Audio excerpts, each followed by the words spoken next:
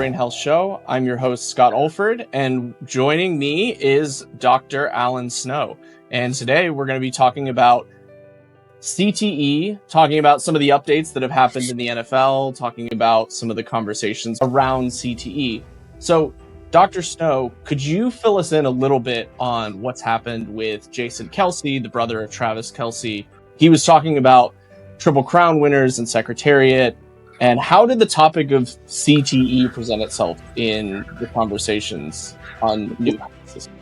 Well, you actually listened to the actual podcast. I kept on looking at, every time I turned on my computer, there was another update going that Travis Kelce has CTE. So the way I understand this started is that he said something that the Triple Crown winner Secretariat, a very famous horse in horse racing, was juiced to the gills, to quote him.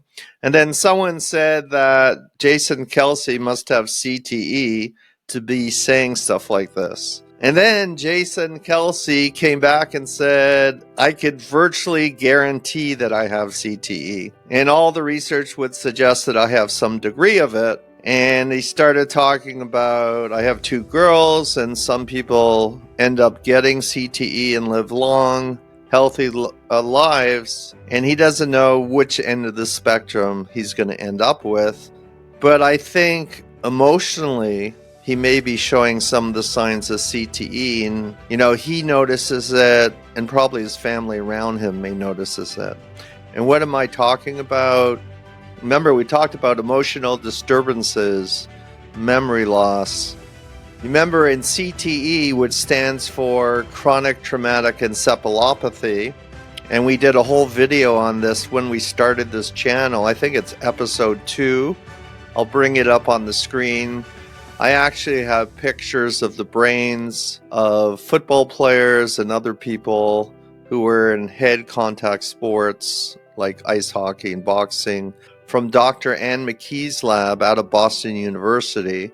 She's the prominent doctor who has been doing autopsies on football players for at least 10 years. And so, this is in the conversation again. And it's because Jason Kelce brought it up, and he thinks he has it. And I'm telling you, nobody knows better than the actual person actually getting blows to the head over time. So for those that are getting back into this conversation, what is CTE? What does it stand for? And what are some of the symptoms that tend to manifest themselves in players or individuals that have CTE? So CTE stands for Chronic Traumatic Encephalopathy, and basically you can't diagnose it in a living person. You really have to get a piece of brain at autopsy to take a look at what's going on, and this is what Dr. McKee did and is continuing to do so. So what do you see in the brain of these people who are diagnosed with CTE? It's basically, remember these twisting paired helical filaments that we talked about that are in the Alzheimer's brain? They're also in the CTE brain. And you remember Alzheimer's has both plaque Swedish meatballs and spaghetti twisting paired helical filaments in the frontal cortex and the hippocampus. Remember, hippocampus is your memory center of the brain. So CTE people have it in different areas of the brain. It's more in the grooves of the brain called the sulci in the frontal cortex. And it just has tangles. And you could pick it up with an antibody to tau protein, which is a microtubule-associated protein that forms twisting filaments. Now, why they have tangles in the brain, it's not known. But obviously, all the work by Dr. McKee suggests that it's repetitive blows to the head that are causing the tangle formation. So a football player, when he gets hit in his head, his brain is rattling, okay? And it's the rattling that has something to do with producing tangles. And then some people will it progresses with time. Even if you stop playing football, you remember we talked about this. You could play football in high school, in college, get a lot of, repetitive blows to the head, And it doesn't have to be concussions, because we talked about that. It could be small little plays like, oh, I got banged up, I feel okay. They're not taken out of the game, right? It's not a real concussion protocol that you see now in the NFL and other situations. In fact, as you know, in the early days, they didn't even take them off the field because they were all strong guys, and they kept them on. So it's the repetitive blows to the head that cause tangle formation, only seen at autopsy. Although there's some interesting new studies coming out. And what I learned actually recently is, like with Alzheimer's, you can do PET imaging, actually see it in live patients. I don't know if they're looking at this in football players, but I'm sure they're going to get to that point. As I said in our previous video, that in about 5 years, I believe they'll be able to do some sort of imaging on the field in a football game. But that hasn't come yet, and I'm sure there's a lot of research going on it. So what happens to these people, athletes, who could be developing CTE in their brain? They're getting tangles in the brain, but you don't know it until autopsy. But they have emotional disturbances. They have end-of-life thoughts. They have emotional outbursts. And you remember we talked about, Scott, to watch this movie Concussion. It's a true life story of this doctor neuropathologist played by Will Smith. It was actually one of Will Smith's best performances. And it's an amazing movie based on what happened to Mike Webster, I think, who first came to autopsy, and they found tangles in the brain. And it's the whole story of CTE and how this neuropathologist found all these things. By the way, I'm a PhD neuropathologist as well, so I could relate to this movie. You look under the microscope. I've been looking under a microscope at brain tissue for about 35 years. And he looks under the microscope from these football players who had some abnormal behavior, and he sees the tangles in the brain, and that's how this all started.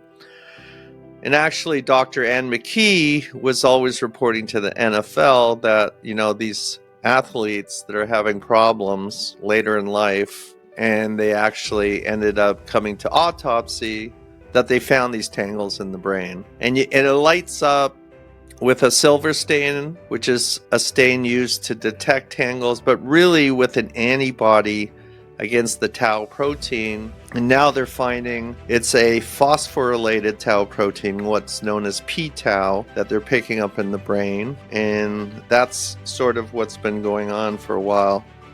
Is that how Dr. Amalu found out about CTE? Like, was he doing these tests specifically on the brain, identifying tangles? Like, how did he piece all of this together?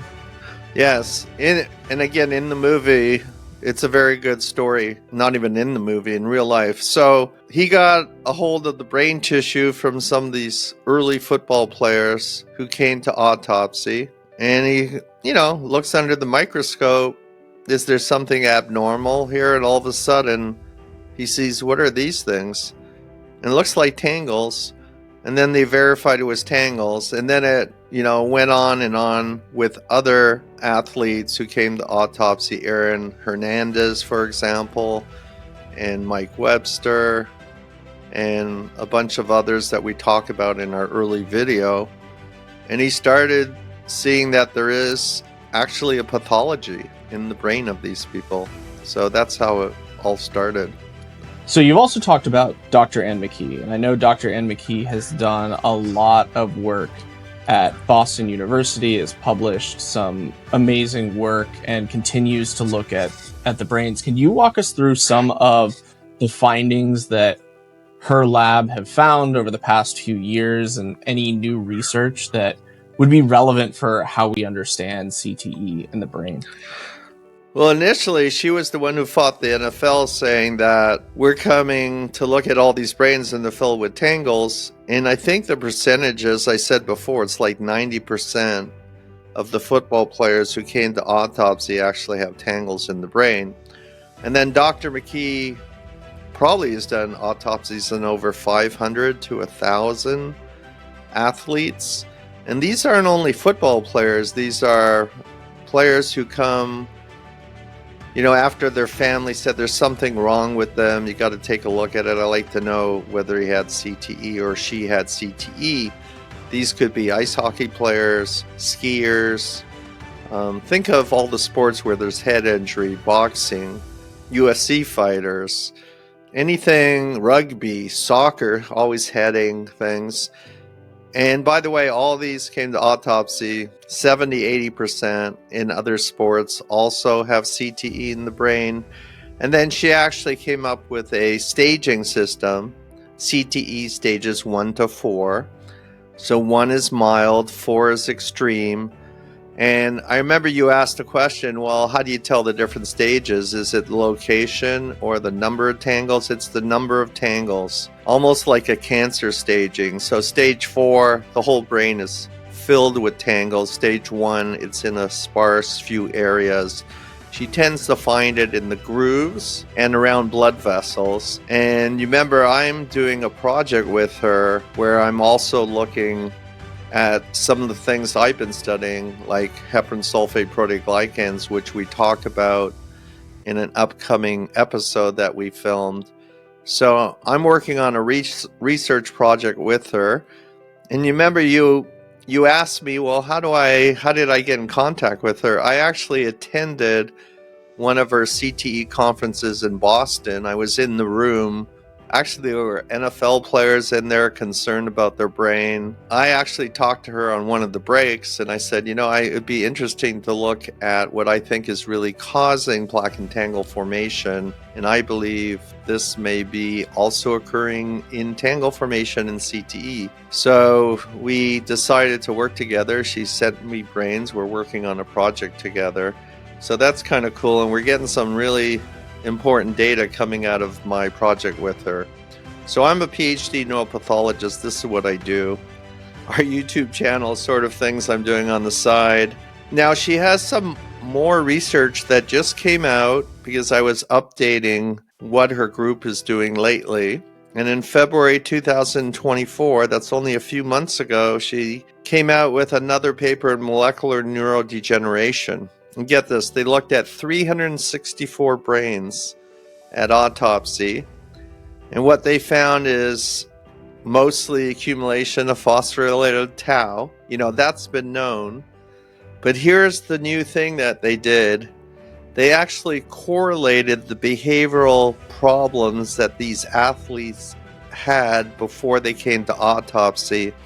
And it was based on a lot of interaction with the families, with the girlfriends, with whoever. And they had all these scales and data on not only the pathology that occurs in the brain, but also the behavioral and functional symptoms that these people were experiencing during the last few years of their life. And they correlated the quantity of tau protein in the tangles in the brain with more and more extreme behavioral consequences. So this is the first time. I remember when the NFL fought this from Dr. McKee, they said, well, that's not really correlated. You're just trying to assume that the behavioral disturbances these players were having, you can't directly link it, right, to the pathology that's seen in the brain. Guess what? This links it.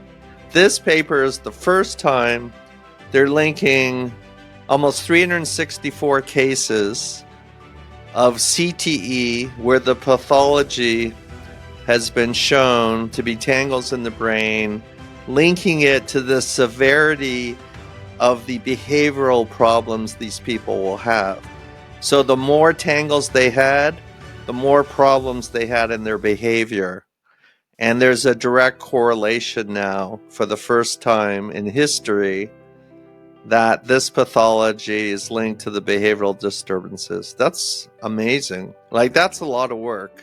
I mean, they must have been interviewing these families for years to get this type of data. So that's pretty impressive by Dr. McKee and her team at Boston University. When I was looking at, she fought the NFL, and it's in this movie a lot, actually, Concussion, where they were trying to poo-poo that doctor who first found the tangles in the brain and ruin his reputation. So that's what happened initially what the NFL was trying to do. And then, you have all these families. So there was a big lawsuit, I don't know if you remember, many years ago, where the NFL players were suing the NFL, right? And it was for concussions and CTE, and they weren't protected and all of this. I think there's still some huge pending lawsuits, what I read, still going on. And it has to do with the correlation of and I don't want to get into politics and lawsuits, but there's a huge lawsuit that's still pending on that the concussions and safety was a problem, and people didn't know about CTE, and it actually is a disease. Now, it obviously woke up the NFL, right? Because they started doing things trying to reduce the pressure of this, and they changed some of the rules of the game, right? Let's not forget that. Kickoffs and what you could hit and who you could hit and how you could hit, lessening blows. And now they have new helmets, which, you just segued into. And I didn't really follow this, but I remember watching, I'm a Seahawks fan, so I live in Seattle. I watch the Seattle Seahawks. I go to some of their games. I didn't know in practices they actually were wearing these helmets that I didn't even know what they were wearing. It's called Guardian caps, right? So it's a cap that's going on top of the helmet. And I think they actually had to wear it in practices. It was supposedly enforced by the NFL. And I noticed all the people in practices had these helmets on. So they're called Guardian caps. I started doing some research on this. One is called our Guardian XT, reduces impact by 33%. Then there's a Guardian NXT, reduces harm. Interesting, they have a term called harm. Guess what it stands for? HARM. You have any idea? Have you heard of that? Get this, head acceleration response metric. So you remember we talked about that if they get hit in the head, they get rattled. So what is a new helmet trying to do? It's to reduce the rattling of the brain that's probably leading to tangle formation. And you could do a lot of lab tests. So by using this Guardian NXT, it reduces this head acceleration response metric up to 40%. So it's kind of cool what they're doing. So I noticed that caps were not required for kickers, punters, quarterbacks, wide receivers, defensive backs. This is going into the NFL. Guess how many, just to talk about concussions, guess how many concussions were reported last year in the NFL? How many players had concussions? Do you have any idea? Oh, are we talking in games or are we talking in games? In games, preseason and season last year. It's an interesting number. I'd say it's got to be around over 200. It's got to be over 200, right? Scott, right on. 219 concussions last year on the field, and they said it was too much NFL football. You must subliminally be putting this into your brain by watching a lot of reports and stuff, scanning through social media or the internet. So that was a slight increase from 2022. That's a lot of and imagine that's just concussions, where they go through the concussion protocol. They put them on the field, right? You remember the tent goes up and the guy wants to play the game. He's kind of wobbly, but there's a neurologist who takes him off the field, and then they put him through the concussion protocol, which is interesting anyways. And I think what position groups do have the most concussions? Is it linemen? That's a good question. I don't know the answer to that. But obviously, if we watch enough football, and this is interesting because there's a correlation between what we're going to talk about, what we see on the field, and then what they're doing on the helmet side. So let me ask you, you see quarterbacks, they get concussions, over the years. What part of the brain, their head, do you think is getting hit? Is it the front, side, or back of the head? When it's gotta be the front. You know what? It'd be the front or the side, because that's where they're getting rushed off the edge. Guess what? it's the back of the head. Really? So think about when Aaron Rodgers gets hit when he was playing, the guy would come to him from the front, right? Push him backwards, and they hit the back of their head on the field. Think about it. That's how they get hit. They're throwing the ball, the guy's coming front at him, pushing him backwards, and it's the back blow to the head that's important for the quarterback. And they're actually working on helmets for quarterbacks specifically that minimizes the damage to the backside of the head. Now let's go to offensive and defensive linemen. Where are they getting repetitive blows to the head, front, side, or back? I think it had to be side, because a lot of them get injured when they're like movement and somebody is moving too fast and they get hit from the side. But I guess it could be the back of the head if they are falling back. It's actually the front and the side, and especially the front. Now that's interesting too, because you remember, if you watch football and you see the formation, these two guys are like two bulls coming at each other, right? Protecting the quarterback. And if you think about it, it's usually front to front helmets that are hitting each other. So that's kind of interesting. You know, one of the things as they were doing these helmets and testing them, so let's go to some of the information that's updated that I looked up. There are 12 new helmets that are being introduced into the NFL this year. 8 made specifically for linemen and quarterbacks. 5 of these helmets performed better in lab tests conducted jointly by the league and the NFL Players Association. Quarterbacks will have a choice between 2 helmets, one made by, and I hope I'm pronouncing this, Vicis, V-I-C-I-S, and one made by Rydell. And it's designed specifically to reduce the impact of blows they suffer for the quarterbacks when their heads hit the ground, which causes most quarterback concussions. So again, bang on the back of the head. So they're giving football players more options from the outside to inside the helmet. And in 2025, there's going to be data coming in from different position groups, quarterbacks, offensive linemen, defensive linemen, as to which helmets work best. And I don't know if you know this, I didn't know this until I started looking this stuff up. Each season, the NFL and the NFL Players Association, they produce a poster that is in the locker room of all NFL teams. I think they have to post it. It's almost like employment law where you got to put up a poster. It shows how the helmets rate in their performance and lab tests, so which ones are the best, and also lists helmets that are not recommended for use by NFL players, and some are prohibited. So they actually have tested some helmets, they don't allow them to wear them. So in this video, I'm going to put up the poster for the 2024 helmet laboratory testing performance results, and they tested over 25 helmets. You know, and these companies are coming out with helmets all the time. Some of the top ones are Rydell Axiom 3D, followed by Zenith Orbit Pro, and I'll show what the actual helmet looks like. Now, some of the players are complaining. Trust me, they've tested these helmets. Now, you remember they do a lot of their training in the summer.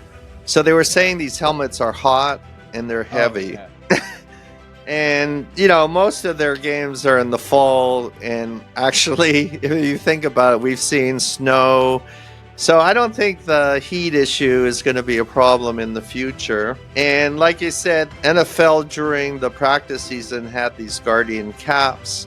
So what is a Guardian cap? It's a soft shell cover that's being worn on top of the helmet. I don't know how you put it on, whether it's adhered to it or if it actually gets put on. I think it's already put on. And it's extra cushioning and enhanced safety for head-to-head contact. And now in 2024, in this upcoming season, the caps are permitted for in-game use. So this is going to be really interesting.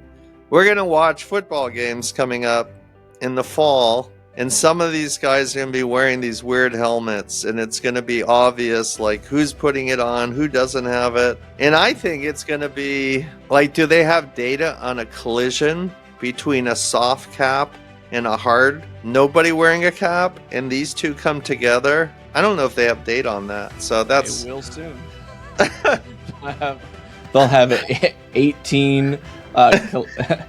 18 times what 16 like yeah what are the variations? They're going to be unbelievable. So what these caps, I was looking at the data, these caps could reduce the force from head contact by about 10%. So this is interesting. If one person has the cap, hits another one without it, it's reducing impact by 10%. Okay, so the head rattles, let's say, less, 10% less. Okay, what happens if you have two caps coming together? What do you think the percent reduction in safety is for the two of them hitting a collision? Oh, we already have data on this. Yeah, I know. I just want to see if you have a guess. So 10% was one cap protected hitting one without one. I would think. How about two caps together? I don't think it could be higher than like 25. That's a pretty good guess. I wouldn't have guessed that. It's 20%, so it's about double the safety if you have two soft cushions hitting together. But the league says that these caps have reduced concussions by 50%, which that data is quite good. And so one of the best caps out there, so we're going now from caps, right? Use soft cushion to new in cushion, where this is specifically for quarterbacks. So one of the best ones out there, and I'll have a picture of it, it's called the Axiom, AXIOM 3D helmet. Now, why is it called 3D? You want to know why? Get this, they use a 3D printed latex technology. So it's actually suited to each person's brain, head. So you remember if you go into somebody doing like, what's that museum where you could, they have celebrities and they do the exact same using 3D. You're not talking 3D. About the wax museum. Yeah, the wax museums that have, celebrities. So they do it like, believe it or not. Yeah. Or some of those. Yeah, that's one of them. They're using 3D printed latex linear technology that provides added impact resistance.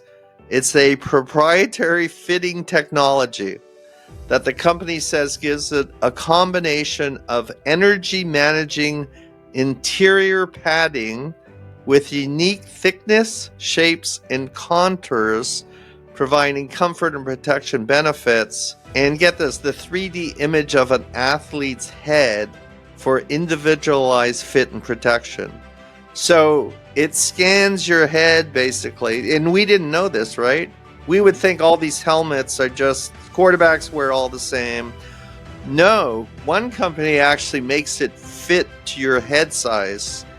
And it's 3D technology, so that helmet actually fits exactly to the size of the head of that player. That's quite amazing technology. Wow, that's where it's going. That's really good. I think this is going to help a lot of these players from getting CTE. It would be interesting, and that type of data is going to be hard to come by, to look at helmets and then later on life get to autopsy and see whether those helmet use actually contributing to less and less CTE. That'll be great to know.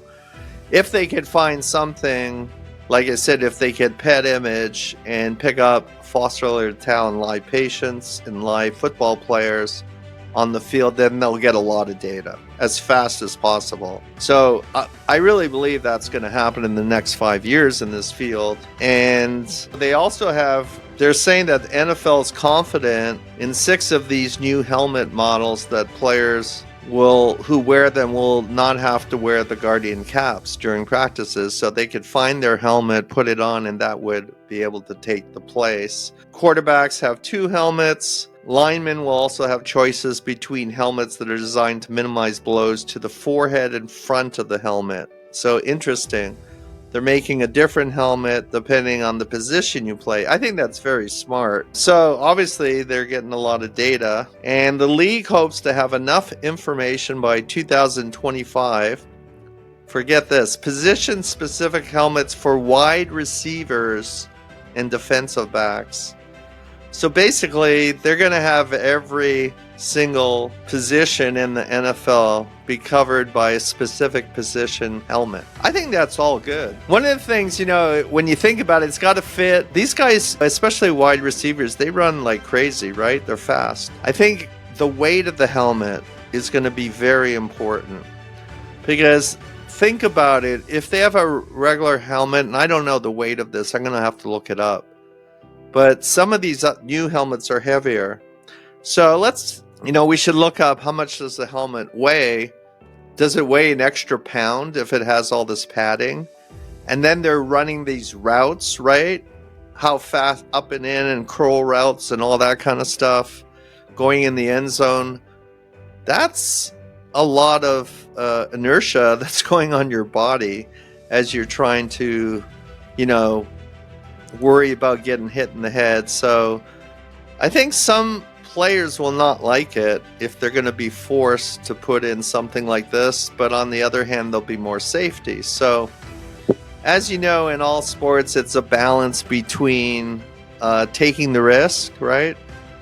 Getting hit, or not, or reducing the risk by doing more safety. And football's a high impact sport. Mm-hmm.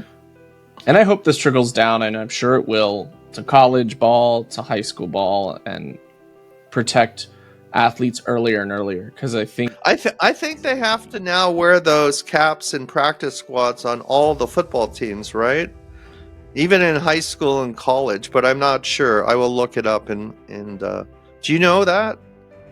No, it probably depends on the league and the school, but I know they're doing it in colleges now. But the question is, are they also updating the in-padding helmet for college ball and other things as well? So that's a conversation for sometime soon when we talk more about CTE. There's a lot to unpack here.